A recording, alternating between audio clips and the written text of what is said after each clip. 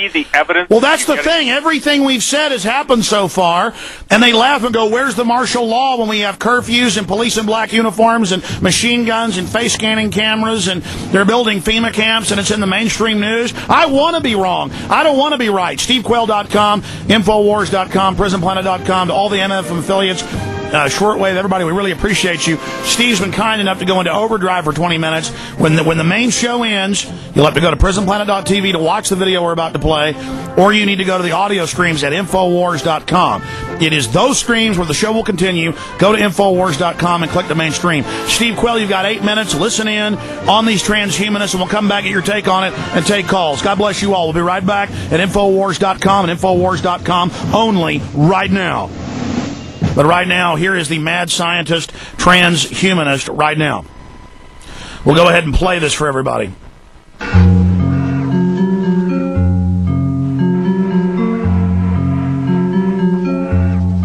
Human beings. Transhumanism is a movement which advocates the use of emerging technologies to enhance and guide human evolution. The movement itself is public relations. It's a marketing campaign. Its job is to acclimate the public to ideas such as implantable microchips. Now, if you remember, not too long ago, even the existence of implantable microchips was a crazy idea. I mean, these things were unheard of. This is the realm of conspiracy theory. But now let's take a look at the scientists who are developing these technologies that the transhumanists so lovingly talk about. In 2002, the implant that I had then was positioned in my nervous system here. Alright, at this point we've accepted the fact that Dr. Warwick put an implant in himself back in 2002. Now let's move on to some more heavy stuff, like the relationship between artificial intelligence machines and humans. Now we all know what happened in the movie Terminator. How do we get around such a problem?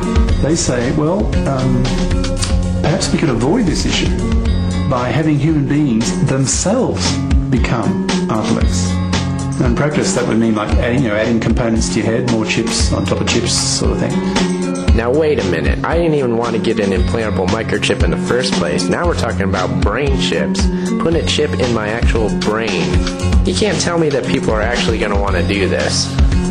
A lot of people who do want to upgrade themselves, no question about that. And there'll be commercial interests and political interests supporting those groups. There's a lot of money to be made here, a lot of power. I'm not even satisfied with the power structures that are present in this world right now, let alone giving the power of my brain away to somebody. And did you notice the buzzword he used in there, upgrade? As if you're going to be better if you do this? I mean, imagine you're a parent and your next door neighbour starts going cyborgy, right? Starts adding components, and then suddenly the person next door is capable of learning a human language in just like, in seconds. And this, of course, is the old marketing trick of snob appeal. But this time, your neighbor hasn't bought a new riding mower. He's added a brain chip to his head which allows him to think in ways that you can't even imagine. He's become a super intelligent cyborg. At this point, transhumanism tries to sell you on the concept of abandoning humanity altogether. They want you to become what is known as a post-human. Otherwise, you're not going to be able to keep up in the new society. But I think when implants become more acceptable, as they are becoming bit by bit, so such people, the humanists that want to stay human, the Terrans maybe, as Hugo would call them, I can't see them ultimately having much power, because at the end of the day, their intellectual capabilities will be so inferior to cyborgs, those that have implants and upgrades, that the cyborgs will be able to outthink the subspecies that still are human. Ah, so humans are a subspecies now. Can anybody see where this is going? Perhaps you remember Adolf Hitler and his concept of the Ubermensch, or the Superman. These guys have a serious God complex. They are sick individuals. But you are even sicker if you choose to follow them.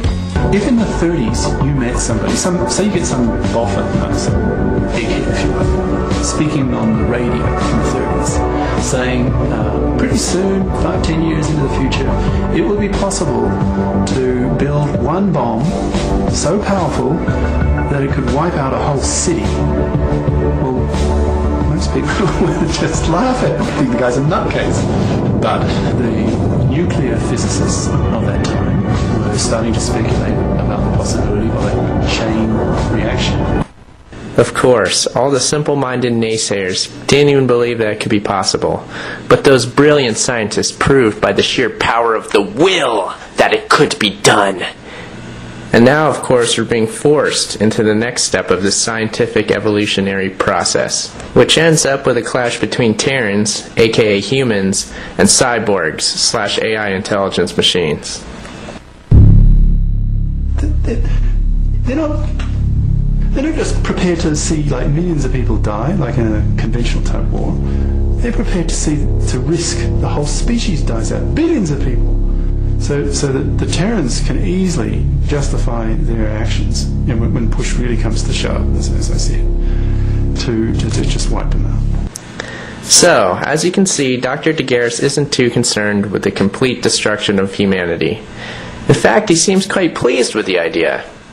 And who am I to question his opinion anyway? After all, he is an expert, and we're supposed to listen to experts. Let's hear more of his brilliant ideas and concepts.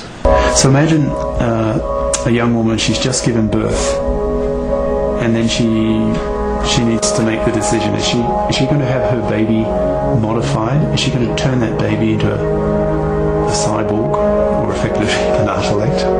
So say she decides to do that. So this, hypothetically, this grain of sand, in a sense, that's been nanoteched, is inserted into the human brain, the baby's brain, and it integrates itself into the brain.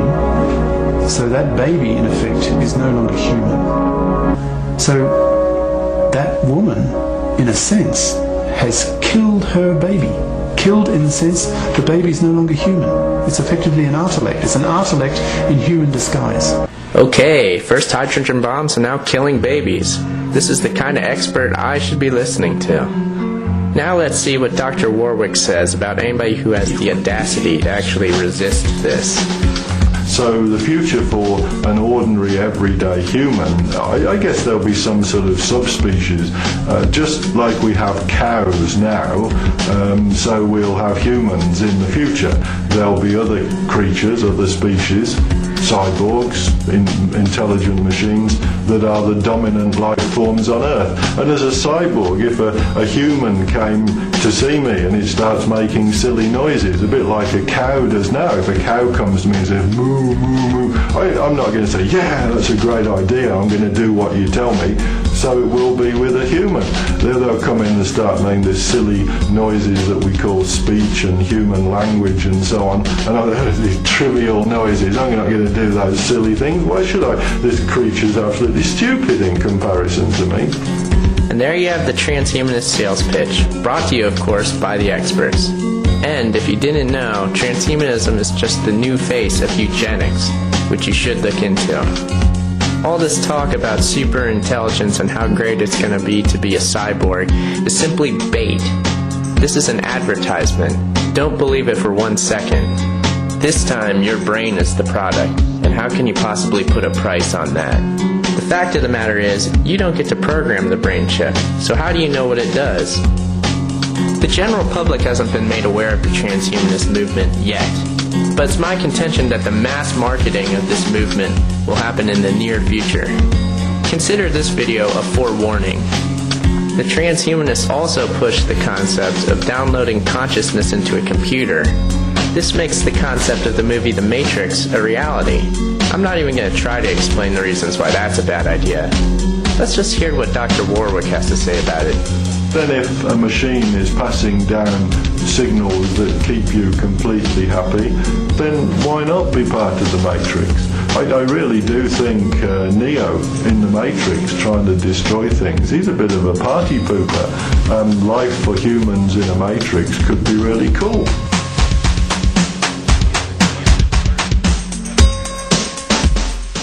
Well, I can just see it now, Alex. Peer group pressure making us into all iBoards, okay?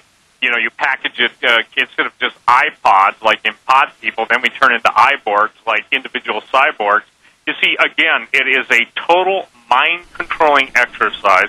It absolutely manifests itself in contempt for human life. The idea that Warwick's been basically, in my opinion, either drinking or smoking the wrong stuff for way too long.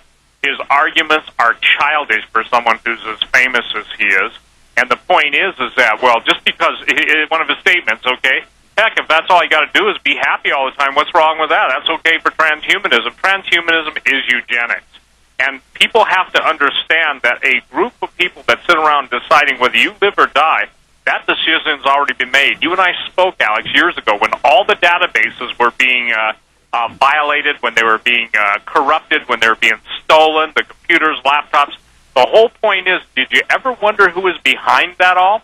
See, this is the transhumanists. This is Satan's attempt at being all-knowing.